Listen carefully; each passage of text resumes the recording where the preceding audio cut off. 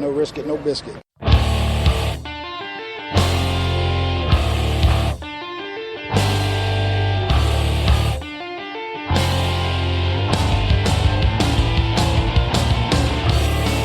Arizona Cardinals fans, do you see red? Are you part of the Red Sea? Then you are listening to the show for you. A podcast for Cardinals fans, by Cardinals fans, with outsider and insider perspectives. It's time to rise up and see red. Hello, Arizona Cardinals fans. This is the latest episode of the Rise Up See Red podcast. We are back talking Arizona Cardinals training camp as we're in show 120 something of the show. And, we're still in the first few of the under the new name of Rise Up See Red. I'm your host, Jess Root from CardsWire.com, a USA Today Arizona Cardinals site. And my co-host is Seth Cox from RevengeOfTheBirds.com, the Arizona Cardinals SB Nation site. He also hosts the NFL Draft Breakdown podcast. Seth, how are you doing tonight? Good, Jess. How are you? Doing great. As we finally get football. We are finally at the end of the no football weekends. As Friday, we're recording on a Tuesday night. Friday is when we get the preseason opener. I mean, it seems it's been a long off season, but now that it's finally here, are you ready for actual games? I think I am. Yeah, I am, except this first preseason game. I mean, we'll talk about it later, but I think the only thing to look forward to in this first preseason game, because it sounds like Carson Palmer's not going to play, is how much has Matt Barkley progressed. Other than that, it's going to be kind of lame, but, that's preseason game 1 and 4. And unfortunately, those seem to be the ones that are always in Arizona. Yeah. That is true. The show tonight is brought to you by Fan Essentials. How would you like to get all of your favorite NFL team merchandise delivered straight to your doorstep? Check out fanessentials.net. All you do is you pick up your favorite sports team, the Cardinals, and every month you get your own team's gear shipped right to your door. They find the sports gear so you don't have to, and each fan box comes packed full of some amazing gear. It makes a great gift idea for any sports fan or even for you. Prices start at just $34.99. So visit fanessentials.net, and you can use our show promo, CRED, in the promo code there, CRED, at checkout for 30% off your first month. So visit fanessentials.net to get all the essentials you need. We're still running also, I can give away a free month of Fan Essentials. What you need to do is send me on the show Twitter, so Rise Up CRED, tweet me a picture of your best Cardinals gear to the Twitter account, Rise Up C Red, or to the Facebook account, Rise Up C Red. The best one will get a shout out on our next show and a free month of Fan Essentials. So check that out. So as we start the show today, we've got some things to talk about, obviously. There's actually some news, contracts and salary cap. The Arizona Cardinals extended the contracts of Tyrann Mathieu. It finally got done. And a bit of a surprise, they extended the contracts as well for Carson Palmer and for Larry Fitzgerald. And then on Tuesday, the word came out that Jared Veldheer had his contract restructured. I found out a little bit of tidbit, not that I had sources or anything, but I did a couple of clicks on the internet and found the Cardinals' salary cap situation is less than ideal at the moment. So we're going to talk contracts. We're going to talk about training camp, some of the biggest stories that are coming out there. And we're going to look ahead to the preseason game against the Oakland Raiders, what we're going to watch, what's going to be important, what the playing time is, and all of that. So let's go ahead and get started, Seth. Let's talk contracts. Now, the Tyrann Mathieu contract, was it more? Was it less? Was it exactly what you expected? I almost got it, Jess. I was $2.5 million away. I almost had it. So I thought it was going to be 565 and only $35 billion guaranteed. They went 562.5 and 40 guaranteed, but that guaranteed money is only fake guaranteed money. I don't think anybody can complain. I think it was exactly what they needed to do. They protected themselves in the long run, which is what they had to do. I mean, at this point, it's obviously we haven't seen this year, but, from last year, it's pretty obvious the importance of Tyrann Mathieu to the defense, what he brings, and the fact that, you can argue that he is the most important player on the defense. Obviously, like I said, this year could be different. Chandler Jones is here. Maybe Robert Kimdiche is going to play this year. But, until we know differently, Tyrann Mathieu is probably the most important player on that defense just because of what he allows other players to do. And for me, I was expecting around 12 million. I basically said they're going to have to split the difference, the 10 million a year safety thing and the 14 million a year that Patrick Peterson, 12 million was going to take. I wonder what the sticking point was. I wonder if it was the guaranteed money. I wonder if it was the out in 2018. But I wrote about it on Cards Wire. I called it, in terms of a contract, you rarely see win-win for both parties. Both the team, either the team's giving something up and they're paying a little more than they should, or the players giving up and sleep. And the truth is, this is a win-win for both teams. Mathieu gets I think like 22 million in actual money between this year and next. So he's set for the rest of his life. And then the Cardinals have the ability to get completely out after 2017 if, for example, the injury thing creeps back up, which is a real concern. We have not. It is, and that's why we haven't seen players come back from that and be really, especially on two different knees. It will be, especially for a skill player like that, it'll be uncharted territory. Yeah, and so that's the thing is that's what his game is based off of. That's who he is as a player. And now, if he gets through this year and next year, he's going to get all his money. If he doesn't, like you said, he gets about just over 25 million, right around that number. And the Cardinals get out from the heft of the contract in dead money if he's not healthy. So it's like you said, it's one of those few win-win situations, and I think you have to, appreciate both sides to coming together. You're probably right. In my guesstimation, the sticking point was they were probably offering, a little less guaranteed money, and he said, no, let's do more guaranteed money if you're going to have these provisions in. Like, if I'm healthy, give me my money, and I think that's fair. I mean, these guys don't get, not to go off on too much of a tangent, but you look at baseball and the fact that Prince Fielder just retired and he's going to get paid, 78 million or something like that over the next 3 years. So, and he's not going to play another, he's not going to swing the bat ever again. So, do we want it that bad in football? Not quite, but we do want it where these guys, aren't having to get jobs at the local, car dealership because they got injured and only made, a couple million over their entire career. Yeah. And, the Mathieu deal, it also doesn't cripple them this year. Well, we'll get to the salary cap in a little bit, but it does what the Cardinals needed to do. The Cardinals needed to get him signed. With all the goodwill that they've built up, and with the fact that Mathieu is as popular as he is, it was extremely important for them to get this out of the way and have it look the way it did. Because, one, anything, in a year like this, with big expectations, the slightest thing can just tip the balance just a little bit, and to make things. I mean, you look at the Seattle situation last year with Cam Chancellor. He's a great player, but that was clearly something that affected them, especially early in the season, and probably cost them a game or two in the standings. And we know how that turned out. I mean, they ended up they didn't win the division. They were lucky to get past the first round. And I mean, ultimately, they didn't make it as far as they probably should have, considering the talent on the team.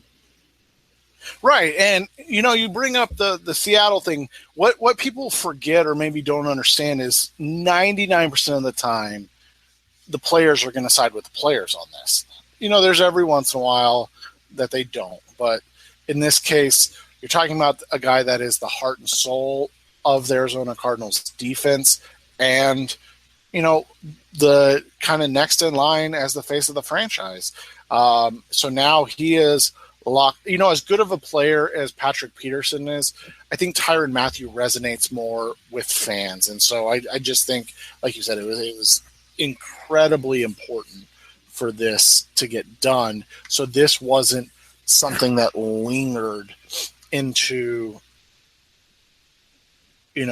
preseason and then definitely not regular season. It wasn't a holdout situation like Cam, so it was slightly different, but it could, maybe then Tyrann is not as amped up to, and I would never say this about him. So, this is just hypothesis, speculation, stuff like that. But maybe then he's not as, amped up to get back, as soon, because he doesn't have that safety net, waiting for him, God forbid anything else does happen to this poor kid.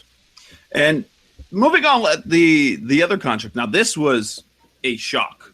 I mean, when the news came out, the announcements that on Friday the Cardinals had extended the contracts of Larry Fitzgerald and Carson Palmer, those came out of nowhere.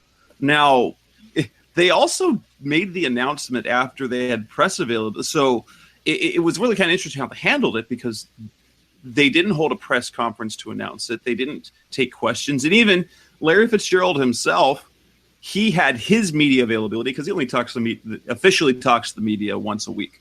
He had done that on Friday morning, knowing full well that extension was coming and the announcement was coming. And then he didn't have to talk again. I mean, he walked through the locker room with a bunch of reporters to tell you there, what he had to say. And he said, I had my media availability yesterday, and laughed, and all the reporters sort of chuckled as he walked by. But, we were wondering, wait, what? But it really kind of interesting, because a couple of things on the extensions. One, in terms of Larry especially, I think this was something that he felt he had to do so nobody asked him about what his plans were after the season, because he was getting asked that at every turn. Is he going to retire? Would he consider retiring?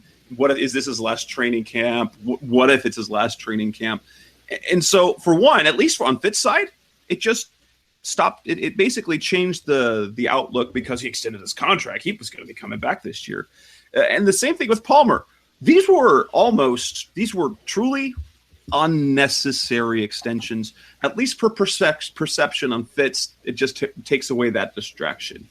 Right. I think the whole thing was that they just had so much money pushed down, and I think it was like $5 million each year for Palmer, so it was like 17 and 18, and then it was about $4.25 million or something like that each year for Fitz in 17 and 18. So it's like, well, if we're going to be paying them, shouldn't they just at least be under contract to be on our roster?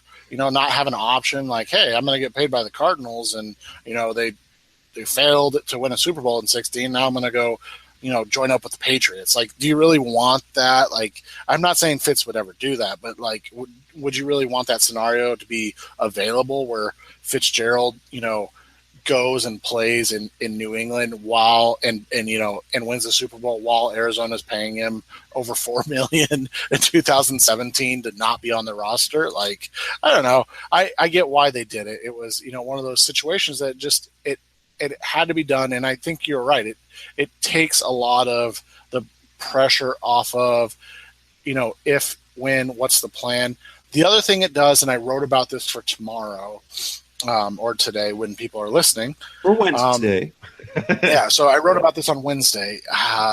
It basically says that Carson Palmer is your quarterback of the future. Like, this whole, is Matt Barkley the quarterback of the future? Is Drew Stanton in play to start 2017 if Palmer rides off into the sunset with a Super Bowl? Like, I think I read it right, so you can clarify this for me.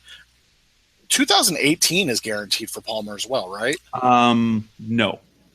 No, it's just 17. It's just 2017 is guaranteed. 2018 is not.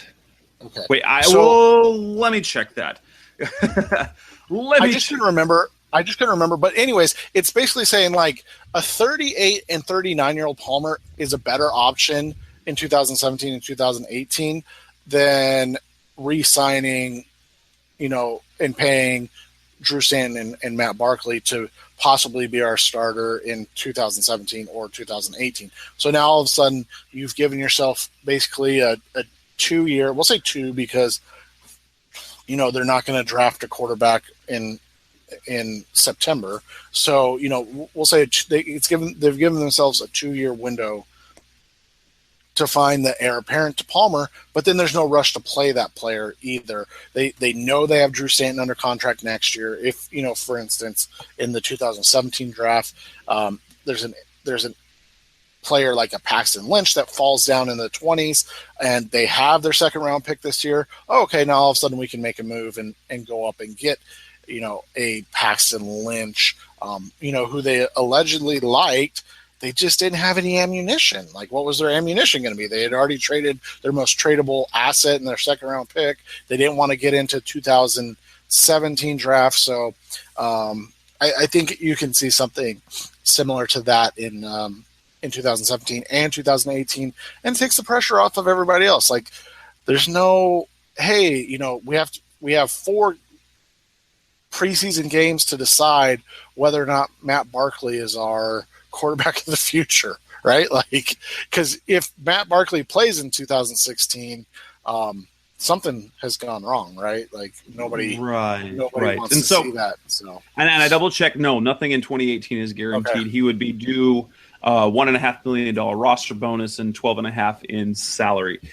In terms of now the Palmer thing, the Palmer and Fitz, initially this is the one thing that it did. It gave Carson more money. That's the weird thing. They just gave him money. Hey, thanks. Have more money. Well, and it was guaranteed next year. Like, he's gonna make all, like, God forbid anything happens, but like, he's gonna make his money next year. Like, yep. He's got $15.5 million completely guaranteed. They gave him nearly $7 million now, and by all accounts, I mean the full details. I mean, Don Graziano had some of the details, but he didn't have all the details.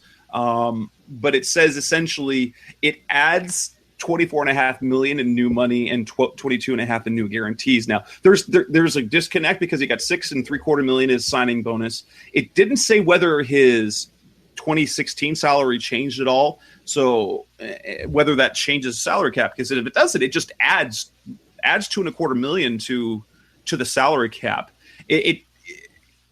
I don't know. So I haven't seen the details. It'll probably take a couple other days.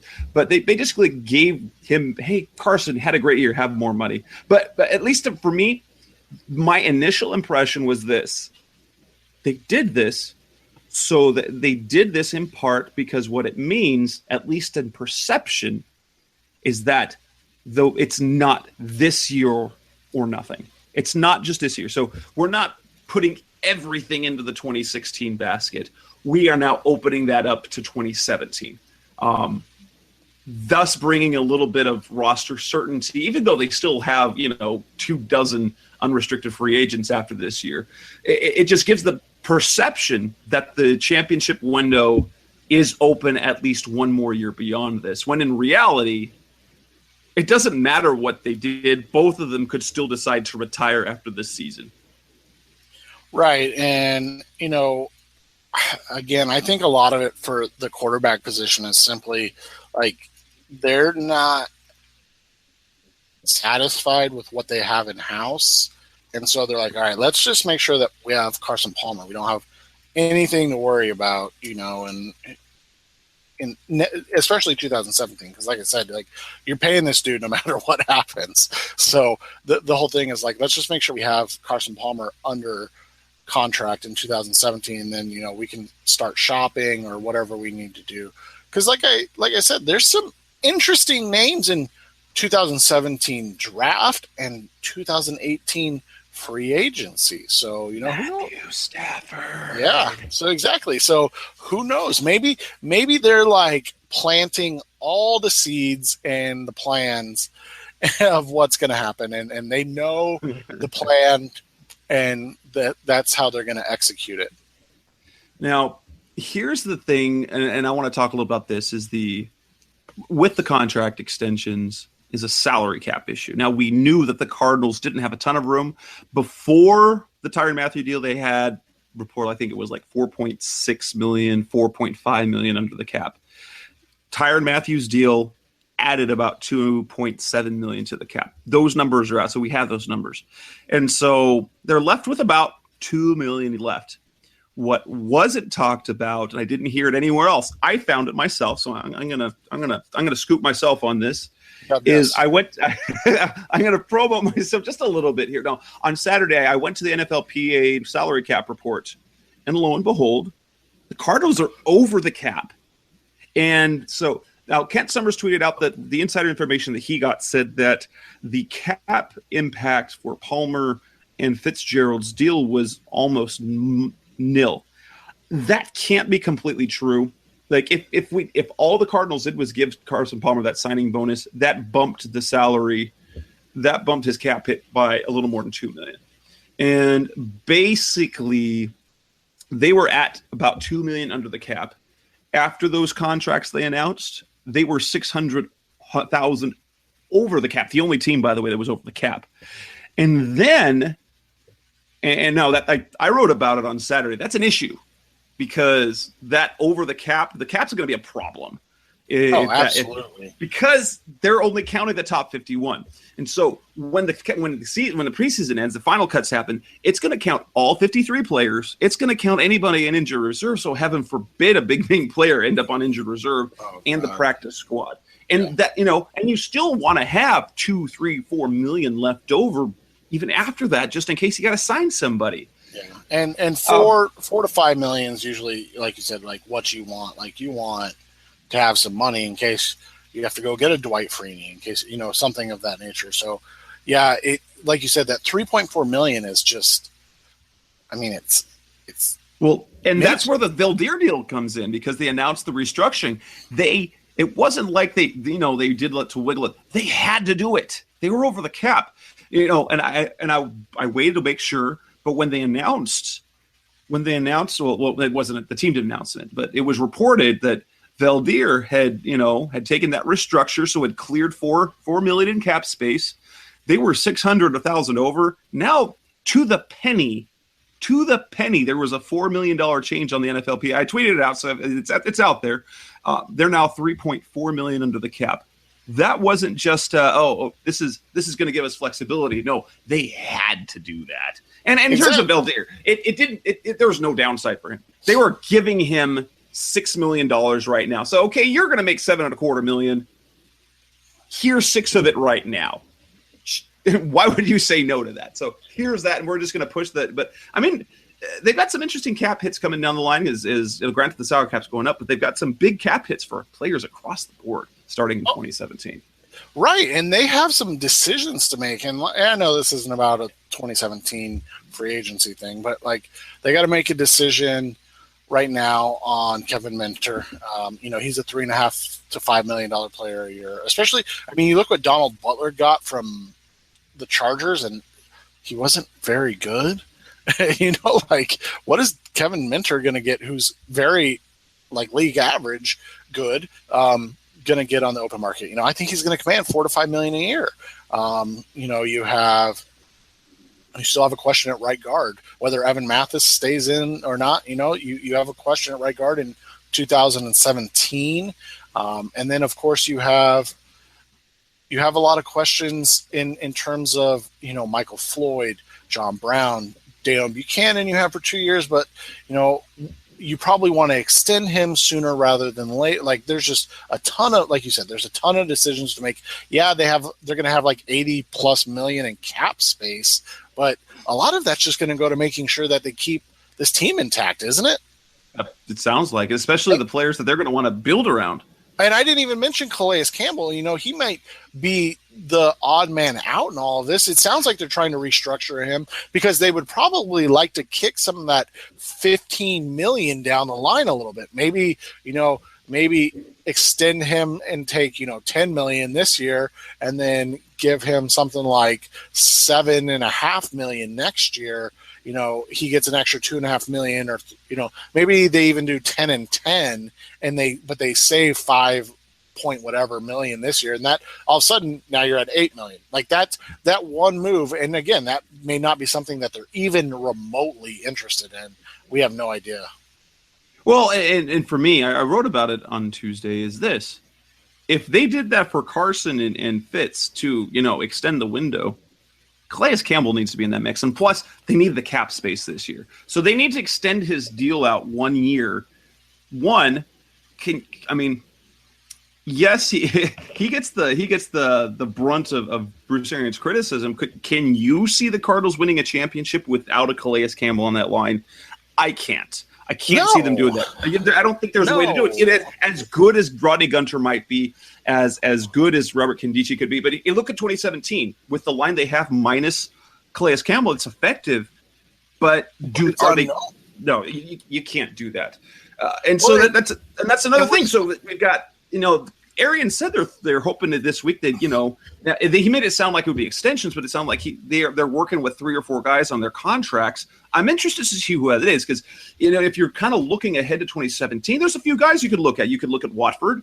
Do they want to bring him back and push his deal out another year so they could he can play? Kevin Minter. Obviously, there's the 2 big ones, Michael Floyd and Chandler Jones.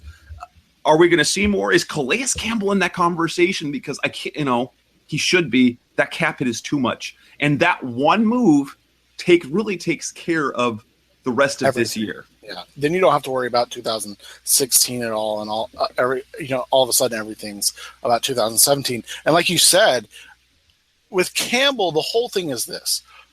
Frosty Rucker, I think, is up after this year, right? This is his last year after this year. And Red Bryant, it may not even make the team. So right. who's your veteran? Corey Peters, who I really like Corey, but dude has lower leg issues. Like, he is a 320-pound man with multiple Achilles tears. Plantar fasciitis now.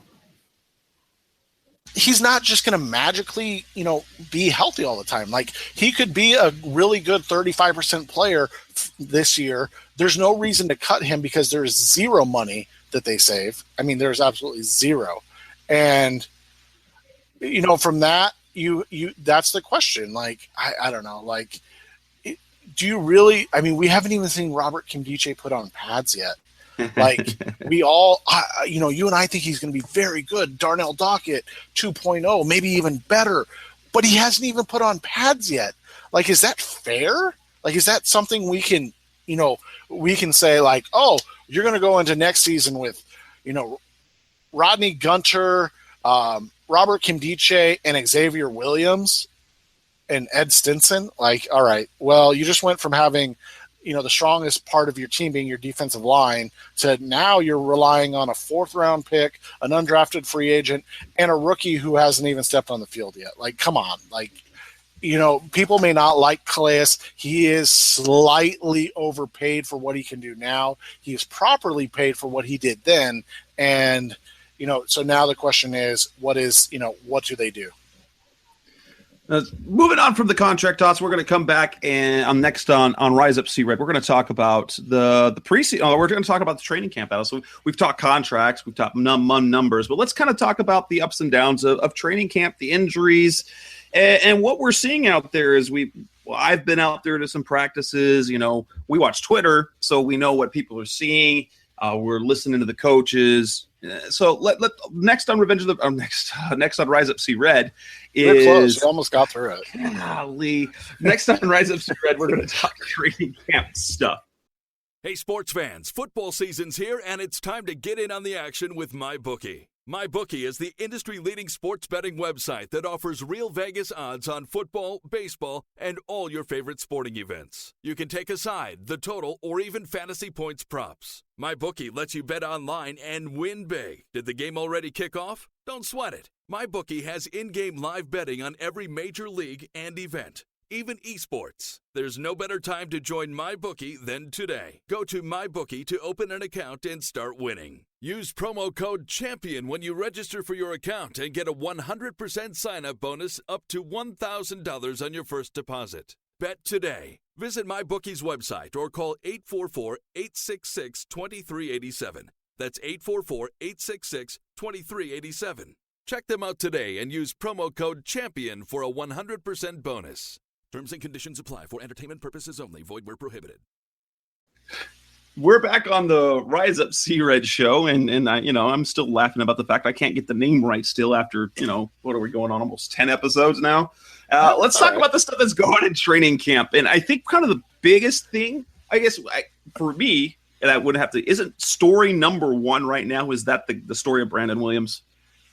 Oh, yeah. I mean, the only close second is Chris Hubert, who's going to make this roster unless he just bombs in games.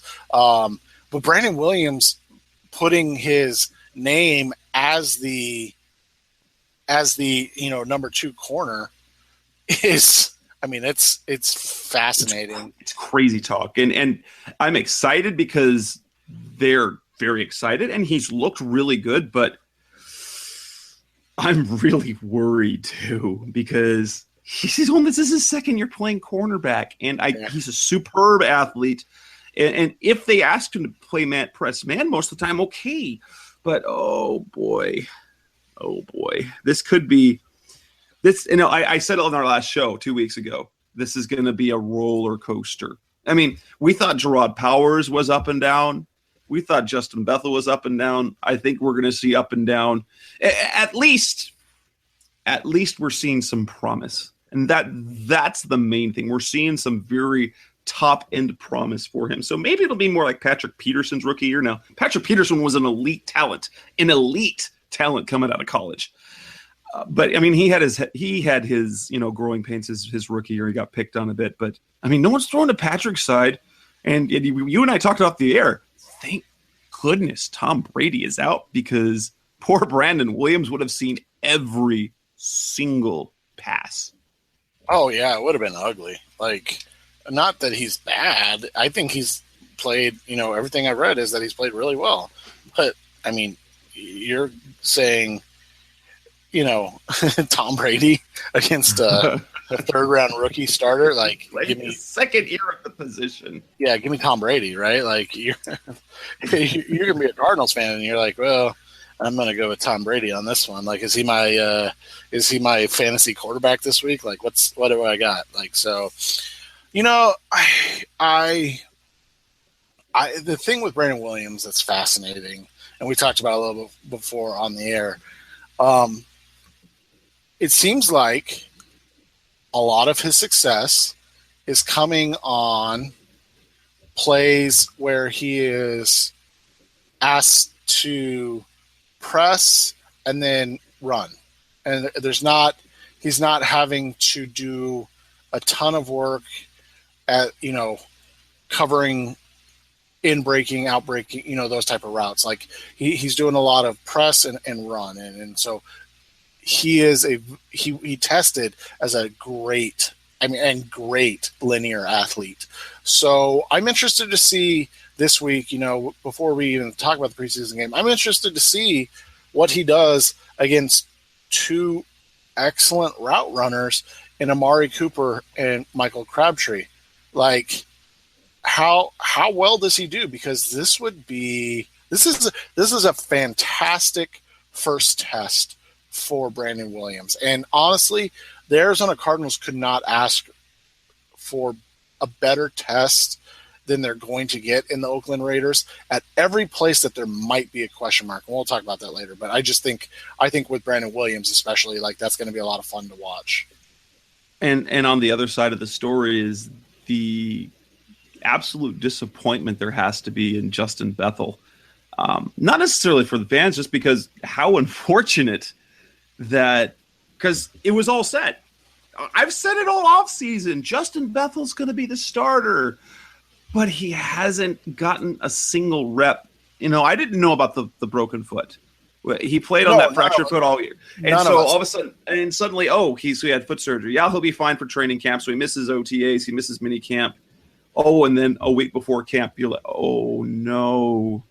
He needs these reps. And so now they paid him. They paid him to be a number 2 corner. Yes, they've paid him to be a number 2 cornerback. And now he's gone. I'm sure he'll be needed. But the one thing about Bethel, he's not nearly as flexible. He doesn't play inside. He doesn't play slot. So it's not like he is an outside corner, and he just lost his job without ever getting a chance to win it. Right, and that's what we talked about, I think, in episode 2 weeks ago, like camp preview. Like the question was, are they going to, is he going to get Wally pipped? And, we didn't know. And all of a sudden he is. Like, he legitimately is getting passed over because he was hurt. And, the question becomes, and somebody wrote this, and I never, ever question a guy in injuries and anything like that. Like, as somebody that's blown out their knee, like, I know the difference in what it takes to come back and how everybody comes back on a different, plane and differently. But it begs the question, when did he have his surgery and why didn't he have it sooner? Right? Like, could he have had it sooner? Like, because why was he still rehabbing right before camp? Not a month before camp, like right before camp when he had the setback. Why was he still just now rehabbing? That was the question I had, at least. And, now we've talked about it maybe 5,000 times on this show. There's only one way to get into Bruce Arians' doghouse, and that is to not play, not to play. He is, if Bruce Arians has a fault, and, Cardinals fans love it now, but if Bruce Arians has a fault, it's that he is an old school NFL coach. He believes in, if you're injured, you play, or if you're hurt, you play hurt. You only don't play if you're injured. And we saw it with Jonathan Cooper. He didn't have any patience for Cooper. Ryan Williams, Sean Witherspoon. Yeah, anybody, and it doesn't matter who it is. Like, he just doesn't have patience for it. Like, it's not something he deals with on a personal level. And he just moves on. He moves on from them. The next man up. He's saying, okay, now, Ted Larson, you're the guy. Yeah, and it's not even next man up. It's like out of sight, out of mind. Yeah, you're not going to be back on the field unless every person in front of you and anybody else I can find on the sideline breaks their leg, their arms, cannot walk, because he just basically says, I'm done with you. And fair or not, that's just who he is as a coach. And so, we're seeing that play out now and Justin Bethel. And maybe, I loved your article the other day. I tagged it on Revenge of the Birds. All of a sudden Justin Bethel feels like he's going to be back a little sooner. Like Brandon Williams. That's a great quote. That the way Brandon's playing is, it's making Justin healthier. He's starting to feel better. Yeah, exactly. And that's the sad reality, right? Like, that's just, it's sad, but that's that's what happens. It is. And that's, it's going to be interesting now. Ultimately, we'll see Brandon Williams when the bullets are live, like they like to say, when the bullets are live, and he's actually covering guys that aren't they're not the Cardinals receivers whose routes he already knows because he's seen them a million times. And so maybe Bethel, as long as he can get back, he needs to get in at least a couple of weeks of camp. Or at least he needs to get the last week of camp, because if you don't, Arians won't play him all year. He won't. He doesn't play people who do not play in camp. He will spend his entire season on the special teams like he has before. Like, that's just what he'll do. That's just who he'll be. Yeah, and so, but talk about other stories. We're starting to see it. It's kind of happened again. Jaron Brown, and I had him off my final 53. I think the salary as the number 5 receiver to me was a little, $1.7 million for a number 5 receiver. Maybe, and we'll see it. Last year, he was real inconsistent. I think it kind of showed a little bit. I saw evidence of it in the All or Nothing series. But he's making plays again. And so I guess we can say that his stock is rising right now. Yeah, and I think he's safe now because, the only wide receiver that was on the roster, and I'll say on the, the 53 roster that had to worry or that has to worry right now is Britton Golden. Jackson Shipley obviously has to worry, but he wasn't a returning player right on the roster. So, but I think, Jaron Brown has done this this camp what he needs to do. It's gonna, and people are gonna think I'm crazy, and I am. I have no problem admitting that, but people are gonna think I'm crazy. But like, is there going to be a debate whether to bring back Michael Floyd or Jaron Brown, right? Because, like, if they're going to – you and I hypothesize. We don't know. We don't have an inside source in this matter. But we hypothesize that they're going to want to extend John Brown long-term. And so could they look at Jaron Brown as being – the Michael Floyd replacement, the big wide receiver that they need, and then, have J.J. Nelson, John Brown, and then maybe this Hubert kid? I don't know. It's going to be fascinating to watch as the season goes on. But I did have a buddy text me, and it was, I won't say who it was, but it was pretty funny. And he said, "Oh, Jaron Brown's having another great camp. I can't wait till he has 15 catches for 100 yards and a touchdown in the season." Because it is something that we talk about every year, right? Like, oh, John Brown or Jaron Brown. God, I'm going to butcher that all night. Jaron Brown, amazing camp. Is he a number 3? What is he? And Arian said it on Tuesday. In the right system, he could be a solid number 2, number 3. Oh boy, he said. Yeah, but that's the thing is like, all right, then. Then pay him like that. Give him $4 million a year. Let John Brown or Michael Floyd walk, and have Then you have Fitz for 16. You have Floyd Brown for 16 and beyond, or 17 and beyond. Sorry, 17. And then Jaron Brown's your number 3 now. I can see that world. I really can. I can see that world. Oh, you can? Oh, okay. See, I can't.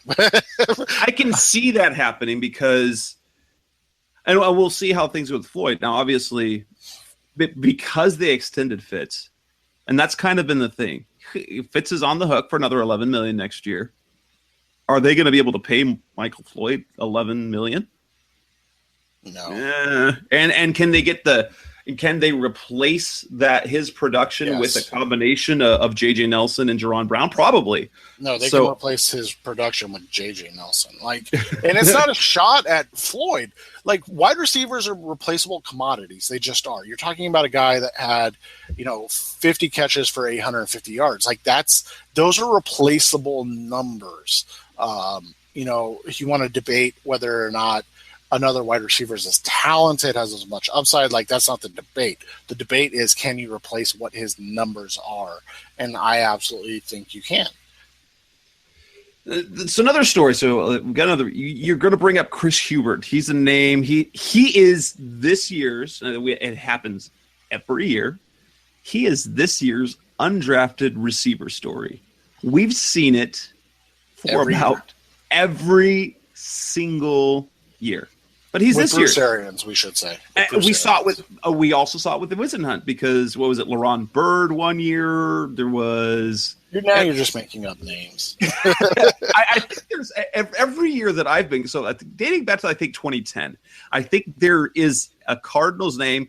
Even before that, because you'd get these. Now they weren't the more athletic, tall receivers, but you had, these undrafted. White kids coming out who'd make the team as like the 5th and 6th receiver. But it seems every year there's a kid, number 6, some number 6 receiver is undrafted and he stands out.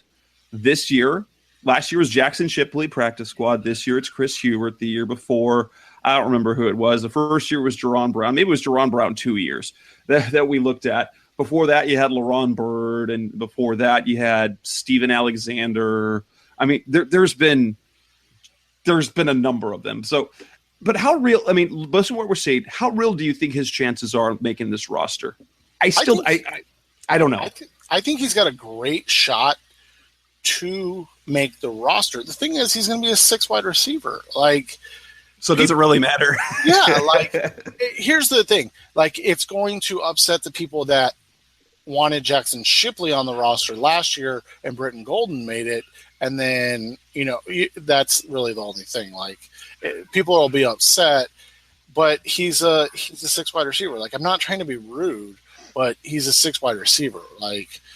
The question to me is, can he be a guy? Do they see more upside in him than Jackson Shipley and Britton Golden? My answer is yes, and this is why. He is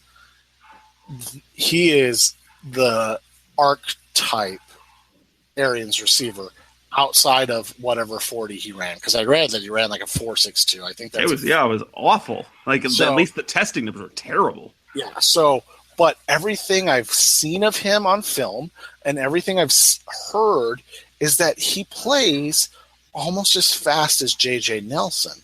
And I've had people that I trust tell me he's more explosive off the line than J.J. Nelson is. And J.J. Nelson is kind of world-class speed. He's not a real football player. He is. I don't mean that as an insult, but he's a track star that's playing football. And that is a good football player, So if he has that burst off the line, off the jump, then you know what? That's special. That's unteachable, and that's one of those trick players. And Arians loves to have little trick packages where you can throw a guy out there and do that. Right, and he has upside, and he has again, he's the Arians archetype. So. The question becomes, does he make the roster because maybe he's not as good right now, but honestly, does it matter?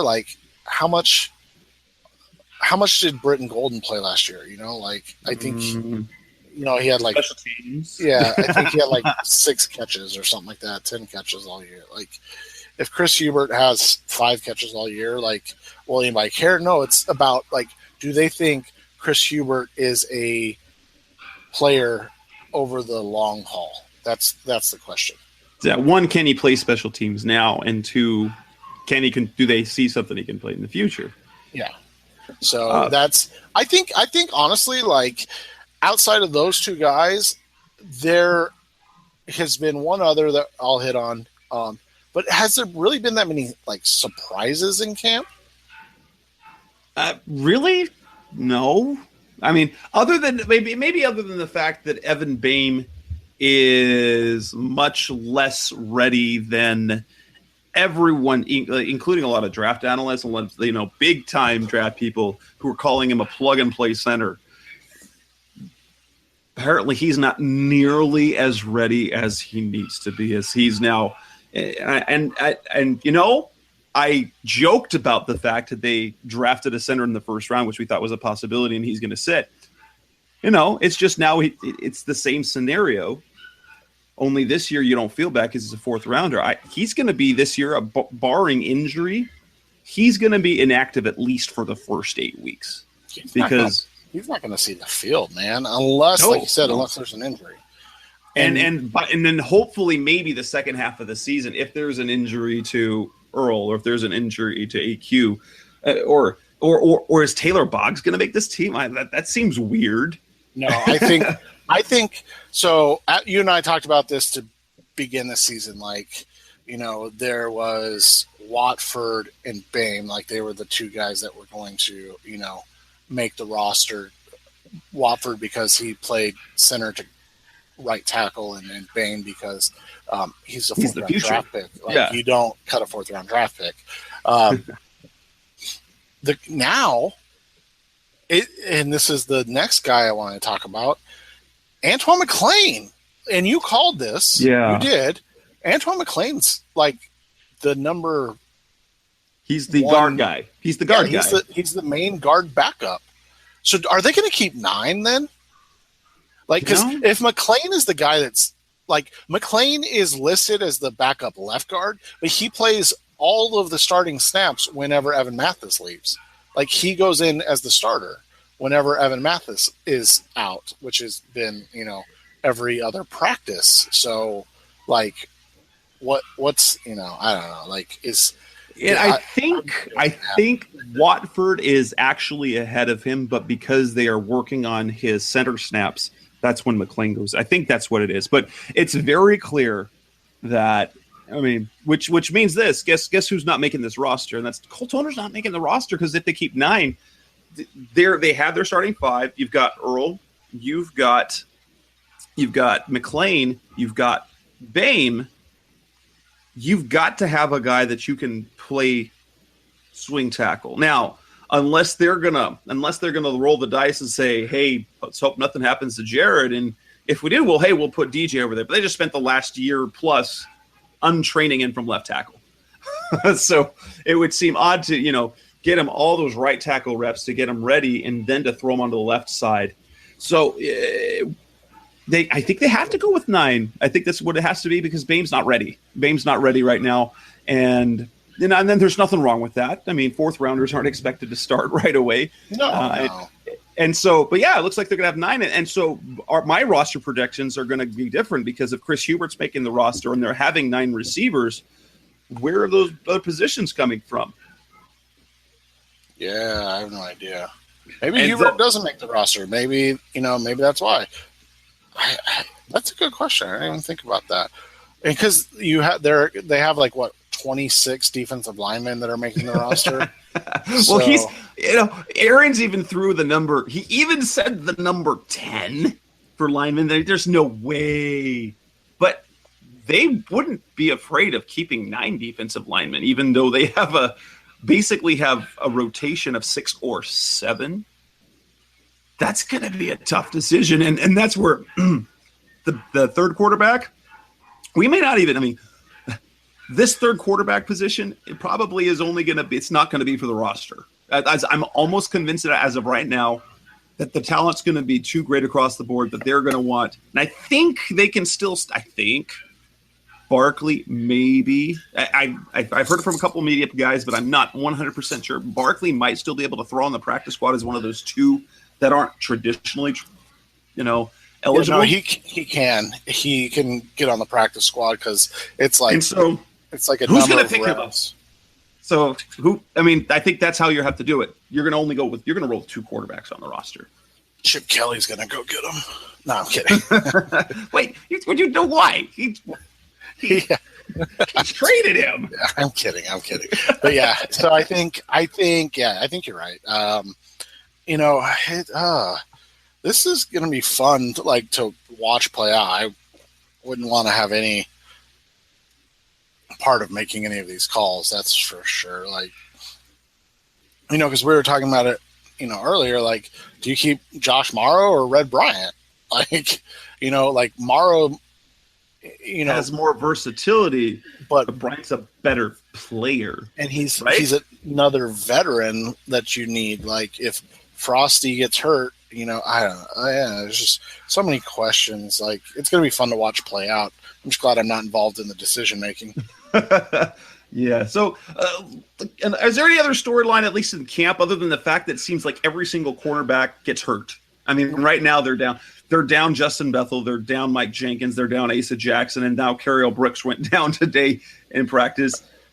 Oh boy! Every wide receiver's been hurt too. I wrote about that.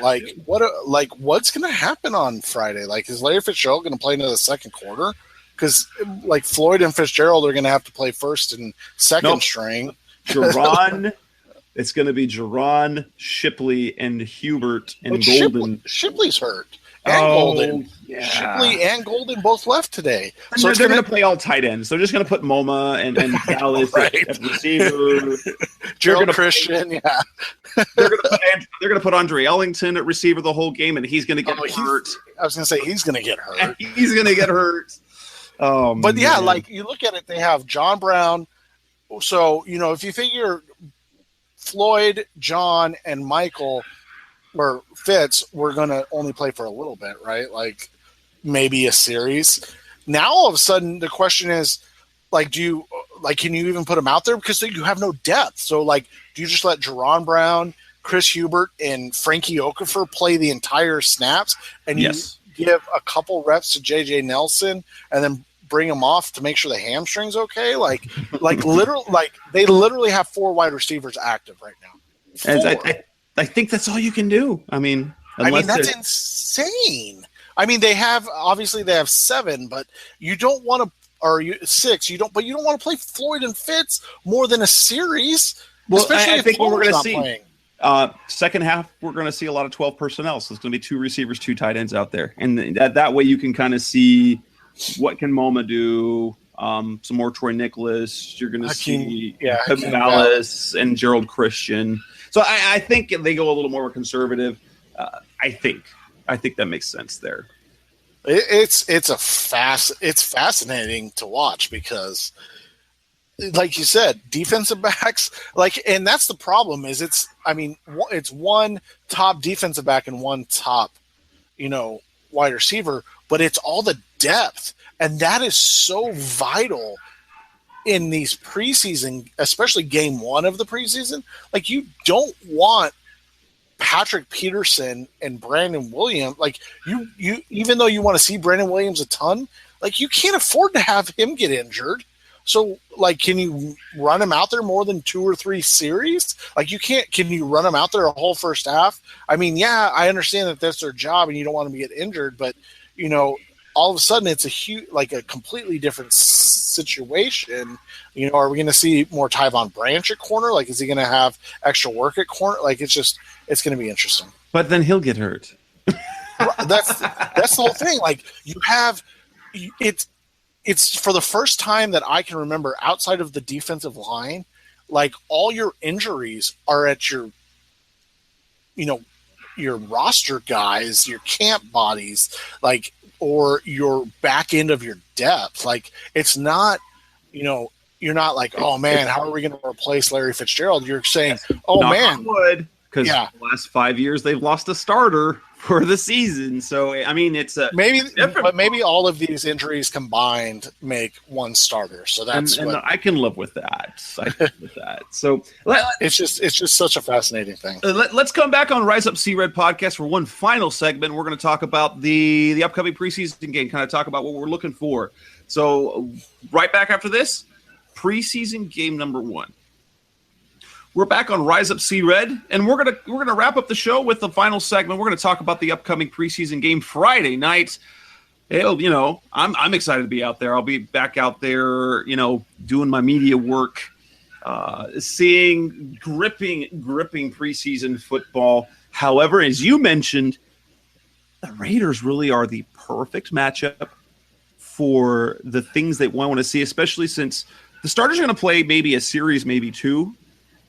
But they're going to give DJ Humphries and Brandon Williams extra reps.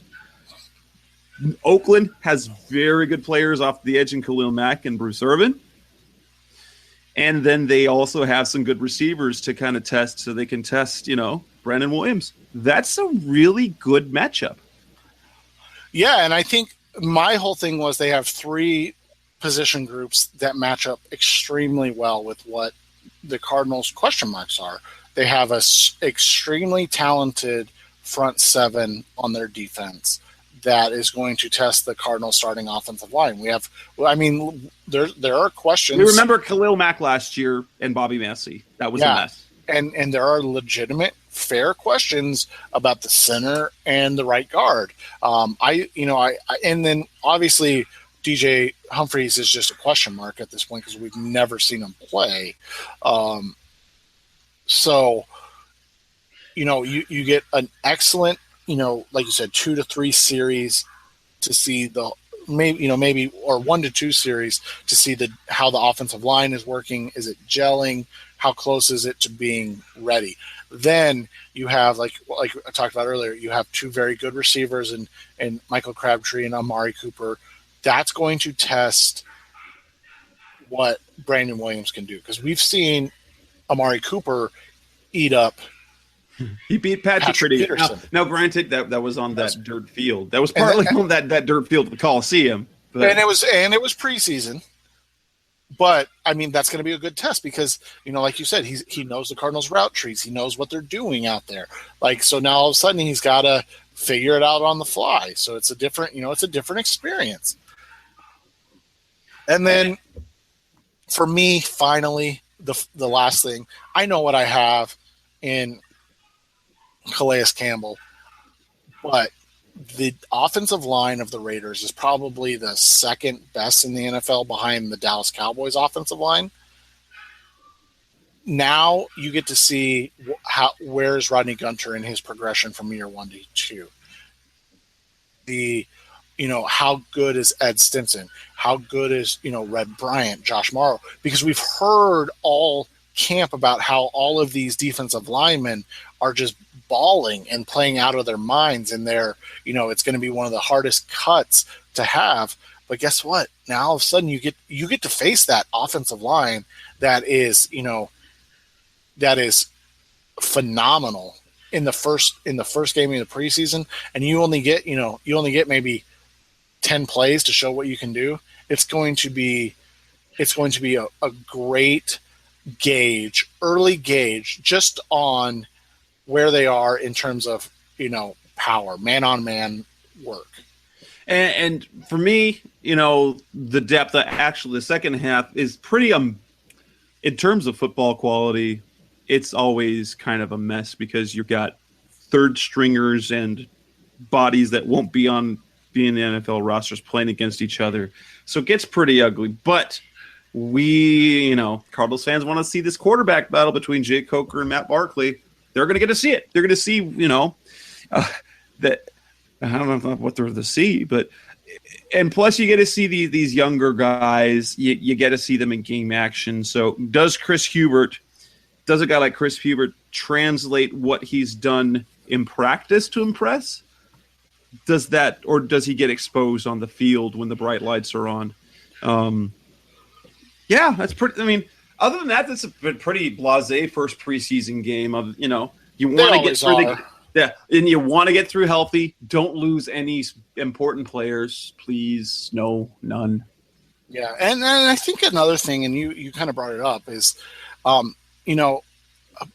Bruce Arians has been kind of bipolar on his praise of Barkley and then his, I don't know what the word is, disappointment in Barkley, I guess, and where he's at in his progression. So I don't know, maybe we'll figure out what the heck he's talking about. Because you wrote 2 articles last week. One was on Wednesday or Tuesday, and it was Barkley not where Arians wants him to be. The very next day, he ran the offense really well. Yeah, he ran the offense great as running the second team quarterback.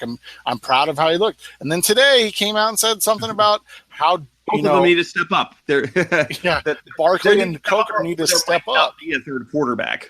Yeah, and it's like, okay, Coach, can I get a chart to follow along with your opinion on the quarterback situation? Because I cannot follow what you're saying day to day right now. If you look at it this way, if you sort of take the history of Bruce Arians, this is kind of what he said about Logan Thomas. So if we're reading the tea leaves, as we like to say, reading between the lines, this tells us about these 2 quarterbacks. Neither one of them might be on the roster. I think ultimately Barkley, I mean, if you have to choose between a guy you want to have a third quarterback, it might be Barkley sitting on the practice squad.